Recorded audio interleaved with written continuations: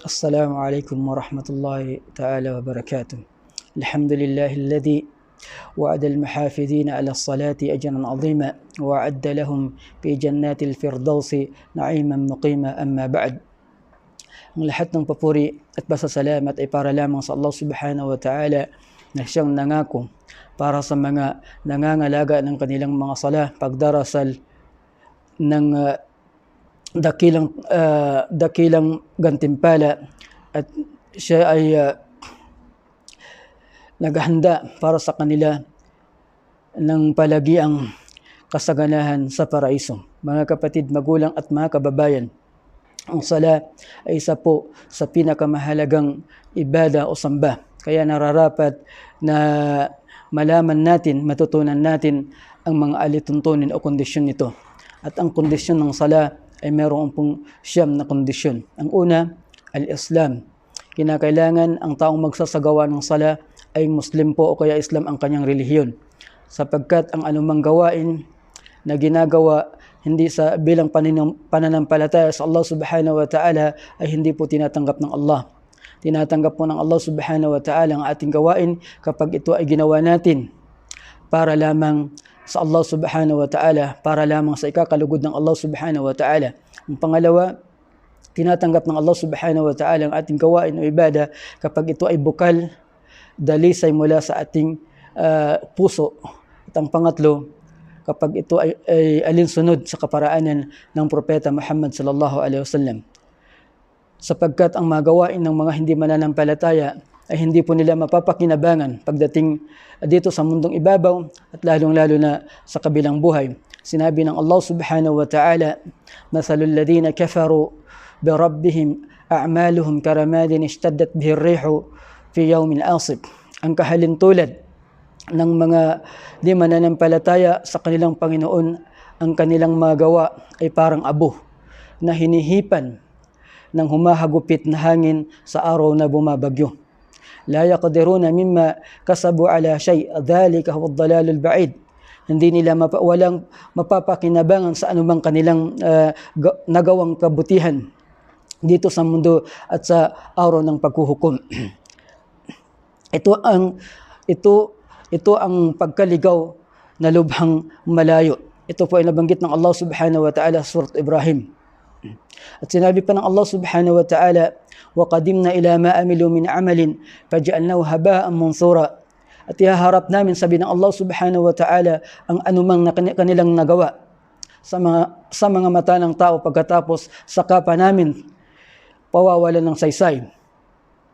Iharap ng Allah subhanahu wa ta'ala ang gawain ng isang di mananampalataya sa maraming tao, saka pawawala ng Allah subhanahu wa ta'ala ng saysay.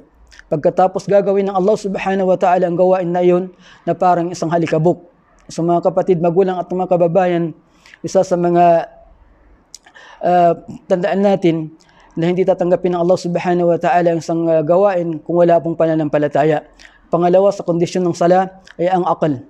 Meron pong tamang pag-iisip. Sapagkat sinabi ng Rasul sallallahu alaihi wasallam, "Rufi al-qalam an thalathin, anin naimi hatta yastayqidh wa anil majnuni hatta yufiq." Sinabi ng Rasul sallallahu alaihi wasallam, nakaangat ang lapis panulat sa tatlong tao. Una, anin naim, sa isang taong natutulog hanggat siya magising, at ang baliw hanggang siya ay gagaling mula sa kanyang pagkabaliw, at saka anis sabi hatta yablug, at sa isang bata hanggat siya ay magiging binata o kaya dalaga. Ang pangatlo, at tamyiz, nasa tamang gulang. Sinabi ng Propeta Muhammad sallallahu alaihi wasallam, "Muru abnaakum bis-salati li-sab'in wadribuhum 'alayha li-'ashr wa farriqu bainahum fil madaji'." Sinabi ng Propeta sallallahu alaihi wasallam, utusan ninyo ang inyong mga anak sa pagsasagawa ng sala sa edad na 7 gulang. Pagkatapos, kapag umabot ng 10 taong gulang at hindi pa sila nagsala, papaluin natin sila. At kailangan paghiwalayan natin ang kanilang tinutulugan, lalong-lalo na ang mga anak nating babae at saka lalaki. Ang pang-apat, raf'ul hadath. Kinakailangan sa isang nagsasagawa ng sala ay nasa kalinisan. Ibig sabihin na kapag sagawa po siya ng wudu o kaya gusal, sapagkat sinabi ng Rasul sallallahu alaihi wasallam, la salata bighairi tahurin. Hindi tinatanggap ng Allah subhanahu wa ta'ala ang sala na hindi malinis o walang wudu. Ang panglima, izalatun najasa. Ang panglimang kondisyon ng sala, ang pagtanggal ng marumi mula sa katawan, kasuotan, at lugar na kung saan sinasagawa ang sala. Sinabi ng Allah subhanahu wa ta'ala, wa thiyabaka fatahhir, at dalisayin mo, linisin mo ang iyong kasuotan. Ang pang-anim, satrul aura. Satrul aura, maayos na pagtatakip ng aura. At ang tinatawag na aura, ito po yung parte ng katawan na kung saan hindi po maaaring ipapakita sa iba. At ang aura ng lalaki mula sa pusod hanggang sa tuhod. At ang babae naman, ang aura po ng babae ay mula ang buong katawan maliban sa mukha at palad. Ang pangpito, dukhulul waqt. Kinakailangan sa pagsasagawa ng sala, ito ay sinasagawa sa takdang oras sapagkat sinabi ng Allah subhanahu wa ta'ala, inna salata kanat alal mu'minina kitaban mawquta. Katotohanan, ang sala, ang pagdarasal para sa mga mananampalataya, ito ay mayroong takdang oras. Ang pangwalo, istiqbalul qibla, ang pagharap po sa qibla. Ito po yung direksyon ng Kaaba. So malalaman po natin ang kung saan tayo maghaharap o kaya malalaman natin ang tinatawag na qibla kapag kung saan po sa pamamagitan po ito ng kung saan lumulubog ang araw. Kung saan po lumulubog ang araw, doon po ang tinatawag na qibla.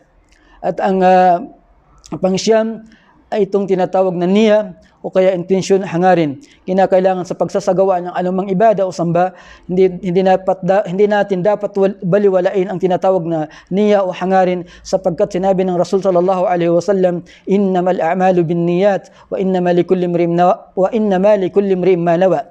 Katotohanan, sabi ng propeta Muhammad sallallahu alaihi wasallam, ang bawat gawain ay kinakailangan na may intensyon at ginagantimpalahan ang tao sa kanyang mga gawain sa pamamagitan ng kanyang intensyon.